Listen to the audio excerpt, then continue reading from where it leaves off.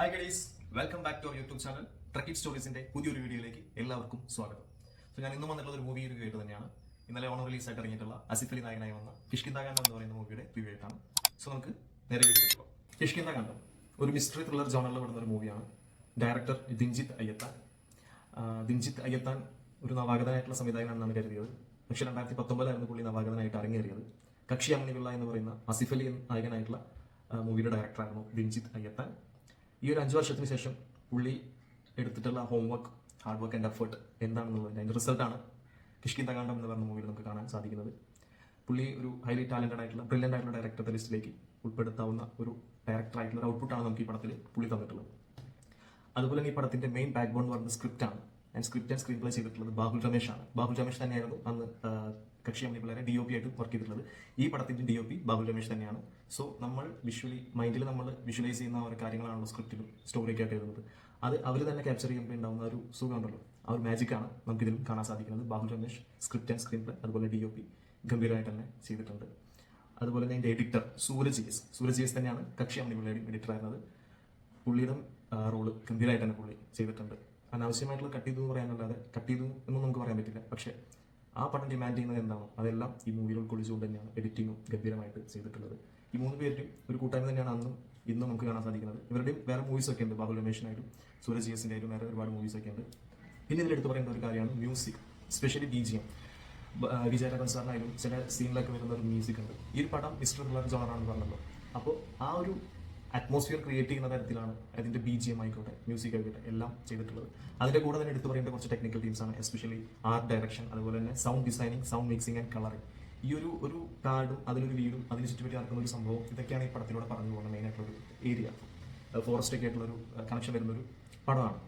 So ആ ഒരു gloomy atmosphere create ചെയ്യാനായിട്ട് ഇതിൻ്റെ ആർട്ടിനായിക്കോട്ടെ, അല്ലെങ്കിൽ തന്നെ ഇതിൻ്റെ സൗണ്ടിങ് ആയിക്കോട്ടെ, കളറിങ് ആയിക്കോട്ടെ, എല്ലാം കൊണ്ടും BGM മ്യൂസിക്കും എല്ലാം കൂടിയിട്ട് ചെയ്തിട്ടുണ്ട്. സോ ഒരു ടെക്നിക്കൽ ടീം അവരുടേതായിട്ടുള്ള ഭയങ്കരമായിട്ടുള്ള ഇൻപുട്ട് ഈ പടത്തിന് വേണ്ടിയിട്ട് നൽകിയിട്ടുണ്ട്. അതിൻ്റെ എല്ലാം ഔട്ട്പുട്ടാണ് ഇപ്പോൾ ഇങ്ങനെ ഒരു നല്ലൊരു പടം നമുക്ക് കാണാനും പറ്റിയത്. സോ ഇതാണ് മെയിൻലി ബേസിക് ആയിട്ട് കുറച്ച് കാര്യങ്ങൾ. പിന്നെ പടത്തിലേക്ക് വരുമ്പോൾ മെയിൻ ക്യാരക്ടേഴ്സ് ചെയ്തിട്ടുള്ളത് ആസിഫ് അലി, വിജയരാഘവൻ, അപർണ ബാലമുരളി ഇവരാണ്. ആസിഫ് അലി അജയ് ചന്ദ്രൻ എന്നൊരു ഫോറസ്റ്റ് ഓഫീസറായിട്ടാണ് പടത്തിൽ വരുന്നത്. പുള്ളിയുടെ വൈഫായിട്ടാണ് അപർണ ബാലമുരളി വരുന്നത്. വിജയരാഘവൻ ഒരു എക്സ് മിലിറ്ററി മാൻ, ആസിഫ് അലിയുടെ ഫാദർ അപ്പുപിള്ള എന്ന് പറഞ്ഞൊരു ക്യാരക്ടറാണ്. ഇവർ 3 പേരാണ് മെയിൻ ലീഡ് പടത്തിൽ. അതുപോലെ തന്നെ ജഗദീഷ്, പിന്നെ അശോകൻ, മേജർ രവി, പിന്നെ തമിഴ് നടൻ ഏഴൽ രവി, പിന്നെ നമ്മുടെ ഒരു മലയാളി നടൻ നിഷാൻ, പുള്ളി നല്ലൊരു റോൾ ചെയ്തിട്ടുണ്ട്. പിന്നെ ഷെബിൻ ബെൻസൺ, അതുപോലെ തന്നെ വൈഷ്ണവി രാജു എന്ന് പറഞ്ഞൊരു ലേഡി, പുള്ളിക്കാരി കുറച്ച് സീനാണുള്ളത്. ഇമോഷണൽ സീൻസൊക്കെ ഗംഭീരമായിട്ട് നമ്മൾ അത്രയും ഹോണ്ട് ചെയ്യുന്ന രീതിയിലുള്ള ഒരു ക്യാരക്ടറാണ് പുള്ളിക്കാരി. പിന്നെ ഒരു പയ്യനും. ഇവരാണ് ഇതിൽ മെയിൻ ക്യാരക്ടേഴ്സ്. എല്ലാവരും അവരുടെ റോൾ ഗംഭീരമായിട്ട് തന്നെ ചെയ്തു വെച്ചിട്ടുണ്ട്. അതുപോലെ തന്നെ ഈ പടത്തിൽ ഇത്രയും ആളുകളുടെ കൂടെ കുറച്ച് കുറങ്ങന്മാരും അവരുടെ റോള് ഗംഭീരമായിട്ട് തന്നെ ചെയ്യുന്നുണ്ട്. പിന്നെ പേഴ്സണലി ഞാനൊരു പടത്തിൻ്റെയും ട്രെയിലേഴ്സോ ടീസേഴ്സോ ഒന്നും കാണാതെയാണ് എല്ലാ മൂവീസും കാണാൻ പോകാറുള്ളത്. അപ്പോൾ ഒരു പടത്തിനെ പറ്റി ഒരു ഐഡിയ ഇല്ലാതാണ് ഞാൻ എല്ലാ പടം കണ്ടിരിക്കാറുള്ളത്. എന്നെ പോലെ ട്രെയിലർ ടീസറും കാണാതെയൊക്കെ പോകുന്നവരും ഇതൊക്കെ കണ്ടുപോകുന്നവരുണ്ടാവും. പക്ഷേ എന്തൊക്കെയായാലും ഈ ഒരു പടം തരുന്ന ഒരു തിയേറ്ററിക്കൽ എക്സ്പീരിയൻസ് അത് വല്ലാത്തൊരു സംഭവം തന്നെയാണ്. കാരണം ഇങ്ങനെയുള്ള പടങ്ങളൊക്കെ നമുക്ക് മലയാളത്തിൽ വല്ലപ്പോഴൊക്കെ വരുന്നതാണ്. ഞാൻ പറയുന്നത് maybe it's not every one's cup of tea പറയാം. കാരണം ഇതൊരു മിസ്റ്റർ ത്രില്ലർ ആണെങ്കിലും ഫുൾ ടൈം ഇങ്ങനെ എൻഗേജിംഗ് ആയിട്ടൊന്നും ഞാൻ പറയുന്നില്ല. അല്ലെങ്കിൽ ഭയങ്കര ഫാസ്റ്റ് ആയിട്ട് പോകുന്നൊരു പടമല്ല, സ്ലോലി പോകുന്നൊരു പടമാണ്. സോ ഫാമിലി ഓഡിയൻസ് ആയിക്കോട്ടെ എല്ലാവർക്കും ഇത് എത്രത്തോളം ആക്സെപ്റ്റബിൾ ആവുമെന്ന് നമുക്കറിയില്ല. പക്ഷേ ഇങ്ങനൊരു പടം ഗംഭീരമായിട്ടൊരു പടമാണ്. ഇതൊന്നും പെട്ടെന്ന് തിയേറ്ററിൽ നിന്ന് കളയാതെ നല്ല അർഹിച്ച വിജയം നൽകി തിയേറ്ററിൽ നിന്ന് പോകണം എന്നാണ് ആഗ്രഹിക്കുന്നത്. അതുകൊണ്ട് എല്ലാവരും തിയേറ്ററിൽ തന്നെ പോയി കാണണം എന്നൊരു റിക്വസ്റ്റ് ഉണ്ട്. ഓക്കെ, ഈ പടത്തിൻ്റെ സ്ക്രിപ്റ്റാണ് ഈ പടത്തിൻ്റെ മെയിൻ ആയിട്ടുള്ള സംഭവം. ബാക്കി എല്ലാ ടെക്നിക്കൽ ടീമും അടിപൊളിയായിട്ട് ചെയ്തിട്ടുള്ളതുകൊണ്ട് തന്നെ നല്ലൊരു സിനിമ തന്നെയാണ് കിഷ്കിന്താകാന്ഡം. ഇതിൽ ആസിഫ് അലിയുടെ ഒരു സ്ട്രോങ് പോയിന്റ് ആണ് ഈ ഇമോഷണൽ സീൻസ് ഒക്കെ അഭിനയിക്കാനുള്ളത്. അതിൽ പുള്ളി ഒരു മാസ്റ്റർ ആണെന്നുള്ളത് ഇതിലും തെളിയിക്കുന്നുണ്ട്. പുള്ളി കരയുമ്പോൾ നമുക്കും കരയാൻ തോന്നും. അതുപോലെ തന്നെ വിജയരാഘവൻ സാറ് പുള്ളി പടത്തിൽ ഫുൾ ഓൺ നിൽക്കുന്ന ഒരു ക്യാരക്ടർ പഠിക്കുന്നുണ്ട്. ഈ പടത്തിൽ ഇങ്ങനെ ഒരു ക്യാരക്ടറാണ് പുള്ളി ചെയ്യുന്നത്. അധികം സംസാരിച്ച് കഴിഞ്ഞാൽ സ്പോയിലർ ആയിരിക്കും, അതുകൊണ്ട് അധികം ഒന്നും പറയുന്നില്ല.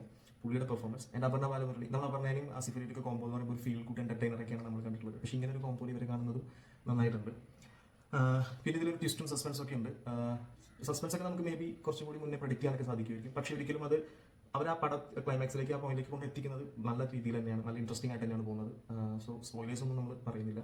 പടം എല്ലാവരും തിയേറ്ററിൽ തന്നെ പോയി കാണണം. ആസിഫ് അലിയുടെ പെർഫോമൻസ്, വിജയരാഘവൻ്റെ പെർഫോമൻസ്, മൊത്തത്തിൽ എല്ലാവരുടെയും പെർഫോമൻസ് ഒക്കെ ഗംഭീരമായിട്ട് തന്നെയാണ് പടത്തിൽ വന്നിട്ടുള്ളത്. പിന്നെ പറഞ്ഞ പോലെ മസ്റ്റ് വാച്ച് തിയേറ്റേഴ്സാണ്. ഫാമിലി ഓഡിയൻസിനായാലും എല്ലാവർക്കും ഇഷ്ടപ്പെടാൻ ചാൻസുള്ള ഒരു പടം തന്നെയാണ്. പോയി തന്നെ കാണണം എന്നൊരു റിക്വസ്റ്റ് ഉണ്ട്. ഇതൊക്കെ തന്നെയുള്ളൂ. ഈ പടത്തിൻ്റെ അവസാനം ഒരു ലൂപ്പ് പോലെയാണ്. കുറേ കാര്യങ്ങൾ ഇതിൽ റിപ്പീറ്റ് ചെയ്തുകൊണ്ടിരിക്കേണ്ടി വരും. അതൊക്കെ പടം കാണുമ്പോൾ മനസ്സിലാവും. സോ എല്ലാവരോടും ഒരിക്കൽ കൂടി പടം തിയേറ്ററിൽ തന്നെ പോയി കാണണം എന്ന് റിക്വസ്റ്റ് ചെയ്യുന്നു. നമ്മുടെ ചാനലിലും വീഡിയോസിനും സപ്പോർട്ടും ലൈക്കൊക്കെ തന്നു ഷെയറും കമൻറ്റൊക്കെ ഇട്ട് സപ്പോർട്ട് ചെയ്യണമെന്ന് പറഞ്ഞുകൊണ്ട് നിർത്തുന്നു. Thank you.